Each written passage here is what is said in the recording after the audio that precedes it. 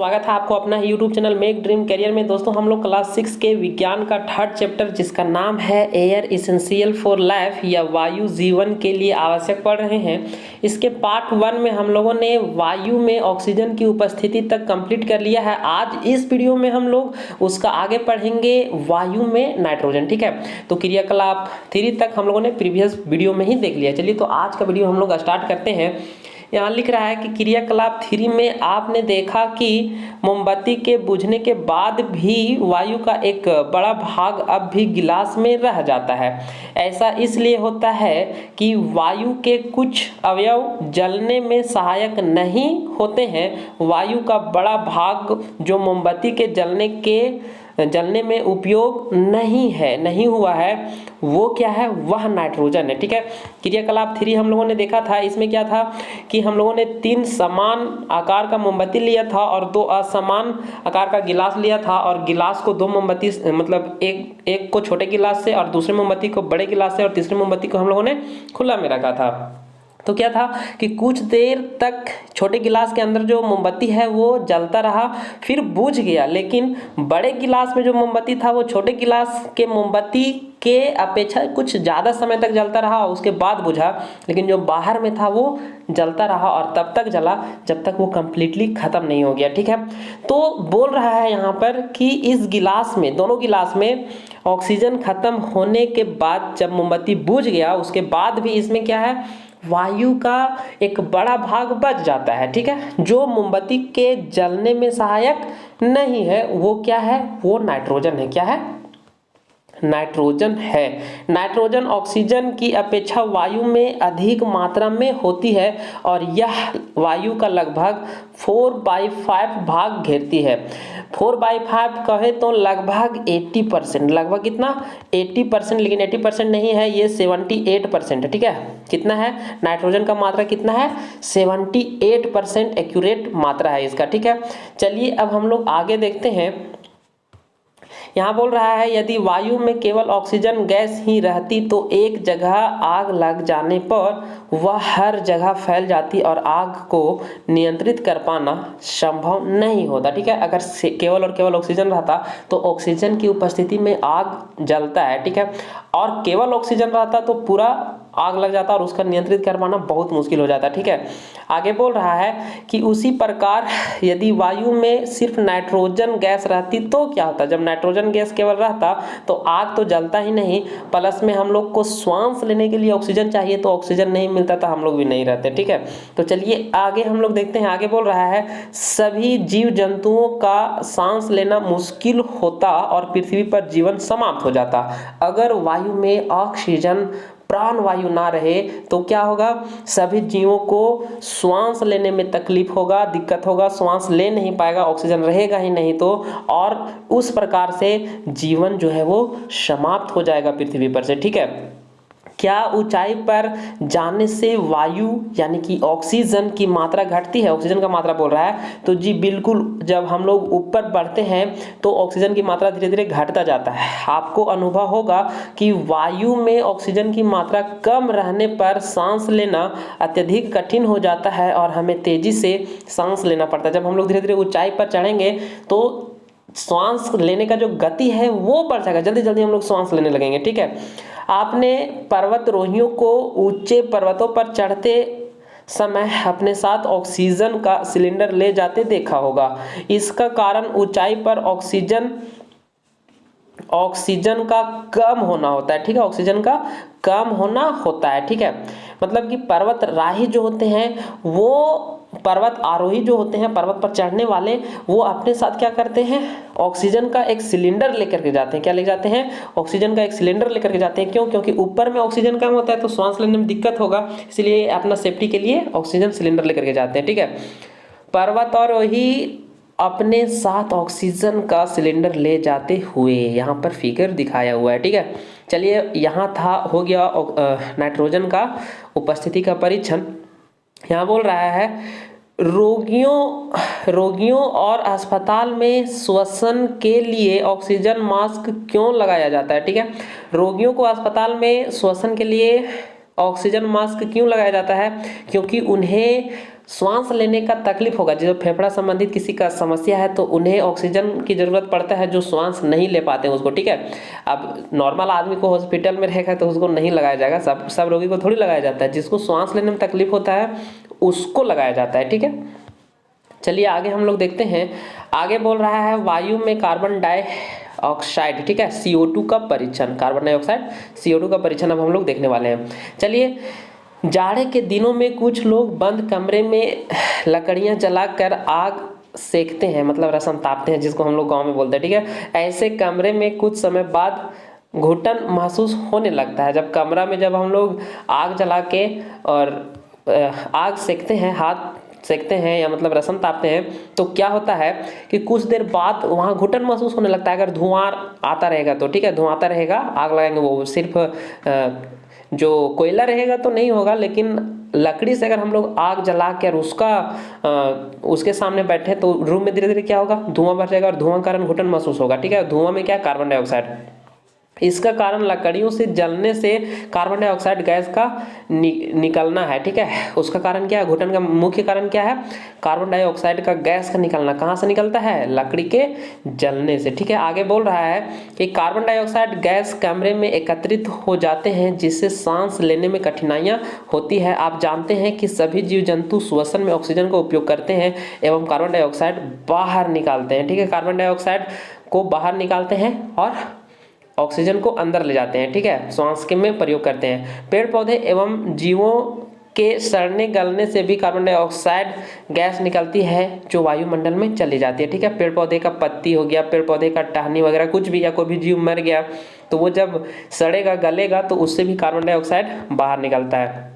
चलिए अब आगे बोल रहा है वायु में धूल कणों की उपस्थिति। बोलता है अंधेरे कमरे में टॉर्च जलाकर उसके प्रकाश को ध्यान से देखिए तो आपको एक चमकता हुआ रास्ता टाइप से दिखाई देगा। टॉर्च के प्रकाश में चमकते हुए कुछ कण हवा में इधर उधर तैरते हुए दिखाई देंगे, ठीक है, मतलब कि रे ऑफ लाइट आपको दिखाई देगा, ठीक है।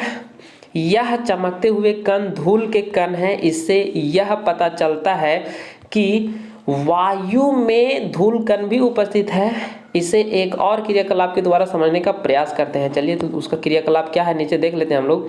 बोल रहा है यहाँ पर क्रियाकलाप 4, आपने विद्यालय या घर में धूप वाले कमरे के सारे दरवाजे एवं खिड़कियों को बंद कर दीजिए तथा पर्दे डालकर कमरे में पूरा अंधेरा कर दीजिए। जिसके दिशा से मतलब जिस दिशा से सूर्य आ रहा है, सूर्य का प्रकाश आ रहा है, उस ओर के दरवाजा या खिड़की को थोड़ा सा खोलिए, जिससे सूर्य का प्रकाश एक पतली सी झिरी के द्वारा कमरे में के अंदर आ सकते हैं, ठीक है। अंदर आती हुई सूर्य की किरणें को सावधानी पूर्वक देखिए। देखिए यहाँ पर आपको दिखाया हुआ है, यहाँ पर बंद किया है तो थोड़ा सा इधर सन का लाइट जिधर से आ रहा है उधर सिर्फ खोल दिया तो देखिए ये जो आ रहा है यहाँ पर आप देख रहे हैं कि इसके साथ क्या है, धूल कण यहाँ पर उड़ता हुआ आपको दिखाई देगा, ठीक है। यहाँ पर बोल रहा है वायु में धूल कणों की उपस्थिति का सूर्य के प्रकाश में अवलोकन कर रहे हैं, ठीक है। चलिए आगे देखते हैं। आगे बोल रहा है आपको सूर्य की किरणों में कुछ छोटे छोटे चमकती हुई कण तेजी से घूमते हुए नजर आएंगे। यह दर्शाता है कि वायु में धूल के कण उपस्थित होते हैं। वायु में धूल के कण समय तथा स्थान के साथ बदलते रहते हैं, ठीक है। तो वो ठीक है, अच्छा आसान है। आगे देखिए, इसे भी जानिए। हम नाक के द्वारा सांस लेते हैं। हमारे नाक में छोटे छोटे बाल होते हैं एवं श्लेष्मा, ठीक है, जिसको हम लोग लसलसा द्रव्य होता है जो धूल के कणों को श्वसन तंत्र में जाने से रोकता है, ठीक है। नाक के अंदर जो बाल रहता है और उसको जो लसलसा द्रव्य वहाँ पर नाक में भी एक आता है, ठीक है।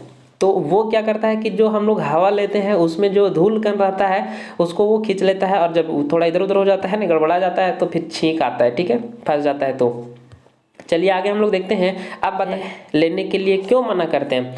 मतलब हमारे जो बड़े या बुजुर्ग जो हैं वो मुंह से सांस लेने के लिए हमें मना करते हैं। क्यों? क्योंकि मुंह में जो है वो जो श्लेष्म द्रव्य है वो भी नहीं बनता है और ना ही मुंह में किसी प्रकार का छोटे छोटे बाल पाए जाते हैं। तो होगा क्या कि जब हम लोग मुंह से श्वास लेंगे तो जो वायु में छोटे छोटे धूल के कण हैं वो सीधा हमारे श्वसन तंत्र में जाएंगे और श्वसन तंत्र को डैमेज कर सकता है। इसीलिए बड़े बुजुर्ग जो हैं वो मना करते हैं कि मुंह से श्वास ना ले। ठीक है, आगे दूसरा सवाल पूछ रहा है कि पारदर्शी शीशे को खिड़कियों को नियमित रूप से साफ ना किया जाए तो वह धुंधली हो जाती। क्यों धुंधली हो जाती? क्योंकि हवा में जो धूल कण रहते हैं वो धीरे धीरे उस पारदर्शी शीशे की खिड़कियों जो रहते हैं उस पर जाके चिपक जाते हैं। तो उससे क्या होता है, उसके साथ देखिए हवा के साथ नमी भी है और धूल कण भी है, तो वो चिपक जाते हैं और जिससे क्या होता है, धुंधला हो जाता है।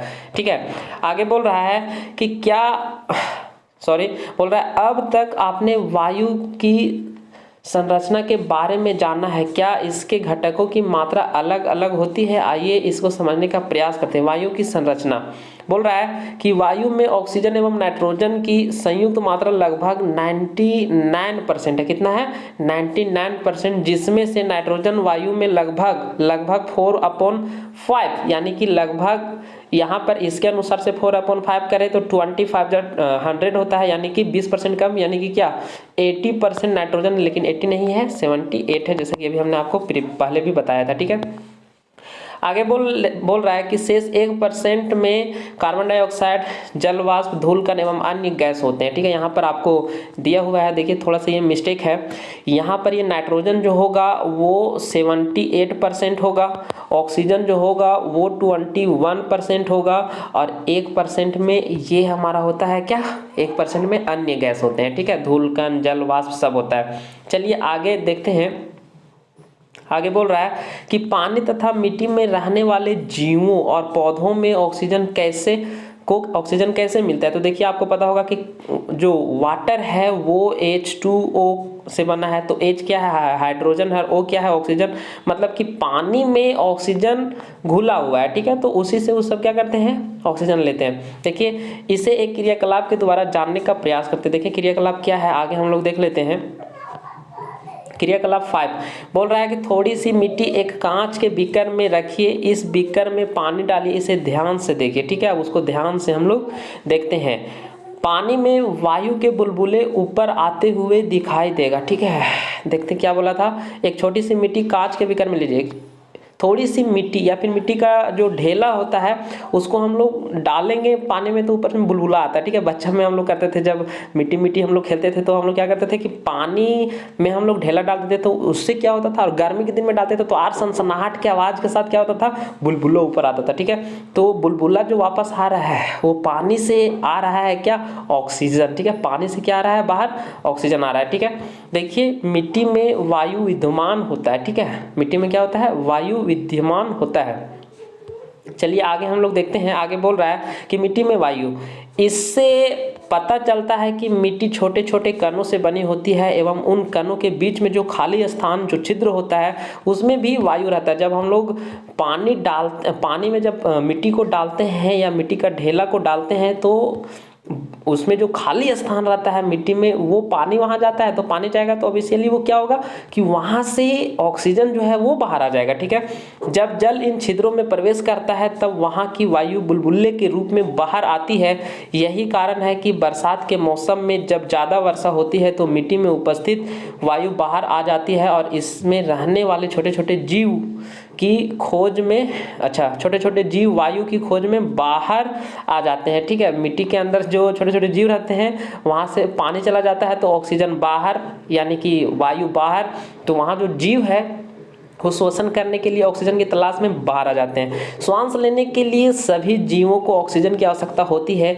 यदि मिट्टी में वायु ना रहे तो मिट्टी के अंदर कोई भी जीव जीवित नहीं रह पाता है। ठीक है, आगे बोल रहा है कि आप जानते हैं कि जो जीव पानी में रहते हैं वे श्वसन के लिए पानी में घुली हुई ऑक्सीजन का उपयोग करते हैं एवं मछली का गलफड़ा जो होता है देखा होगा, जो श्वसन में सहायक होता है। ठीक है, मेढक एक ऐसा जीव है जो पानी में भी रह सकता है और पानी के बाहर भी रह सकता है। ठीक है, आप बताइए केचुआ ज़्यादातर बरसात के मौसम में दिखाई देते हैं। क्यों? क्योंकि मिट्टी के अंदर रहने वाला केचुआ जब बरसात का दिन आता है तो उसका जो घर रहता है या मिट्टी में जो खाली स्थान रहते हैं वहाँ जो हवा रहता है वो पानी के वजह से बाहर आ जाता है, तो केचुआ को श्वसन क्रिया करने में प्रॉब्लम होती है, इसलिए वो बाहर आ जाता है। ठीक है, चलिए आगे हम लोग देखते हैं। आगे बोल रहा है वायुमंडल में ऑक्सीजन कैसे प्रतिस्थापित होती है। ठीक है, आइए हम लोग देखते हैं इसको। प्रतिस्थापन ऑफ ऑक्सीजन। आप जानते हैं कि पौधे अपना भोजन स्वयं बनाते हैं प्रकाश संश्लेषण क्रिया के द्वारा तथा उस क्रिया में ऑक्सीजन उत्पन्न करते हैं।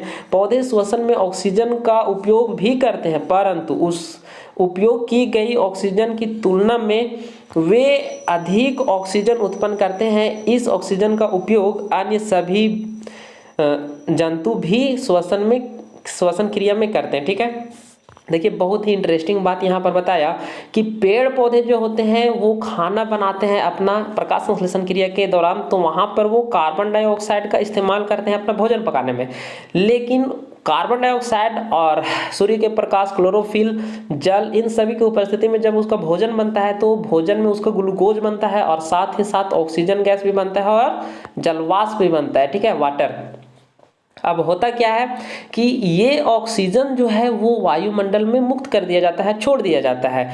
अब यहाँ पर एक बात ये है कि पेड़ पौधे भी जीवित हैं, सजीव हैं, तो वे भी श्वसन करते हैं, तो पेड़ पौधे श्वसन क्रिया में ऑक्सीजन का ही इस्तेमाल करते हैं, खाना बनाने में कार्बन डाइऑक्साइड का इस्तेमाल करते हैं। ठीक है, जनरली जब बच्चों से पूछा जाता है कि बताओ पेड़ पौधे कौन सा गैस का इस्तेमाल करते हैं, तो सब बोलता है कार्बन डाइऑक्साइड का। जी नहीं, कार्बन डाइऑक्साइड भोजन बनाने में प्रयोग करते हैं, श्वसन क्रिया के लिए पेड़ पौधे भी ऑक्सीजन का इस्तेमाल करते हैं और समस्त जीव भी ऑक्सीजन का ही इस्तेमाल करते हैं। ठीक है, चलिए आगे हम लोग देखते हैं।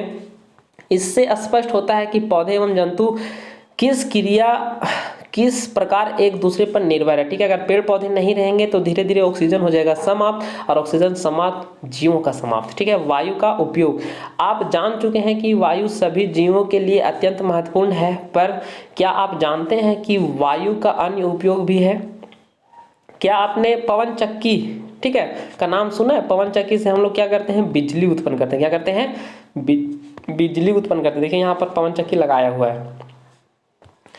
तेज वायु पवन चक्की को घुमाती है। पवन चक्की का उपयोग ट्यूब वेल से पानी निकालने तथा आटा चक्की को चलाने के लिए होता है। पवन चक्की विद्युत भी उत्पन्न करता है। ठीक है, यही चीज हमने आपको बताया, विद्युत उत्पन्न करता है। ठीक है, वायु के अन्य कार्य, देखिए वायु का भी यहाँ पर कार्य दिया हुआ है।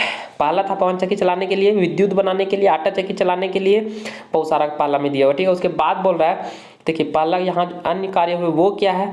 वायु बादल को एक जगह से दूसरी जगह ले जाती है जिससे विभिन्न स्थानों पर बारिश होती है। अब बादल, वायु रहेगा नहीं तो बादल एक जगह खड़ा रह जाएगा तो पानी एक जगह से गिर जाएगा, लेकिन पानी को हर जगह गिराने के लिए बादल को मूव करना होगा, गति करना होगा, और वो उसमें जो गति आता है वो वायु के कारण आता है। ठीक है, उसके बाद बोल रहा है यह पौधों के बीजों को इधर उधर फैलाने में सहायता करता है। ठीक है, पेड़ पौधे जंगल में या फिर घर तरफ, गांव तरफ भी क्या होता है कि हवा चलता है तो पेड़ पौधे जो रहते हैं उनके जो बीज हैं वो इधर उधर चले जाते हैं और इधर उधर अपने से पनप जाते हैं। ठीक है, हम लोग जब बच्चा थे तो धान के खेत से हम लोग क्या करते थे कि शीशम वगैरह का पेड़ हम लोग का घर तरफ जाता है तो क्या होता है कि शीशम का जो फल रहता है, बीज जो रहता है वो स्वयं टूटता है हवा के माध्यम से पकने के बाद और वो खेत में चला जाता है, खेत में खुद जन्म जाता था, उसका उत्पन्न हो जाता था, तो उसको हम लोग कबाड़ कर अपना घर ले जाते थे और उसको अपना जगह हम लगाते थे। ठीक है, तो उसके लिए मतलब कौन उत्तरदायी है? हवा। ठीक है, उसके बाद बोल रहा है कि यह पक्षी, चमगादड़ एवं कीटों को उड़ने में सहायता करता है। एरोप्लेन को भी उड़ने में सहायता करता है। उड़ने वाला चीज कोई भी है तो बिना हवा के नहीं उड़ सकता है। ठीक है, देखिए यह अन्य कणों को भूसा से अलग करने में सहायता करता है। ठीक है, अन्य कणों को क्या करता है? भूसा से अलग करने में। ठीक है, ओसावन विधि द्वारा भी, तो ये भी हम लोग चैप्टर में पढ़ चुके हैं। उसके बाद देखिए बोल रहा है कि यह नाव को खेने में मदद करता है, नाव को आगे बढ़ाने में, खेने मतलब उसको थोड़ा धक्का देने में, ठीक है, पुश करने में। फिर क्या है? ग्लाइडर, पैराशूट एवं हवाई जहाजों को चलाने में भी सहायता करता है। ठीक है, तो ये था चैप्टर का सार। अब हम लोग देखते हैं यहाँ पर दिया हुआ पेड़ पौधों का महत्व, देख लेते थोड़ा सा। पेड़ पौधों का महत्व। सभी जीवों के लिए ऑक्सीजन गैस बहुत ही महत्वपूर्ण है। पेड़ पौधे प्रकाश संश्लेषण प्रक्रिया में वायुमंडल से कार्बन डाइऑक्साइड लेते हैं एवं ऑक्सीजन गैस को वायुमंडल को देते हैं। इसलिए हम सभी को अधिक से अधिक पेड़ लगाना चाहिए एवं उनकी देखभाल करनी चाहिए। ठीक है, ऑक्सीजन को बैलेंस बना के कौन रखा है? पेड़ पौधे। इसलिए हम लोगों को क्या करना चाहिए? ज़्यादा से ज़्यादा पेड़ पौधे हम लोगों को लगाना चाहिए। इसमें हम लोगों ने क्या सीखा वो यहाँ पर लिखा हुआ है, आप देख सकते हैं। चलिए, तो ये वीडियो हो गया है लगभग समाप्त। इसके बाद हम लोग क्वेश्चन आंसर पार्ट 3 में देखेंगे और चैप्टर हो जाएगा कंप्लीट। ठीक है, मिलते हैं नेक्स्ट वीडियो में। धन्यवाद।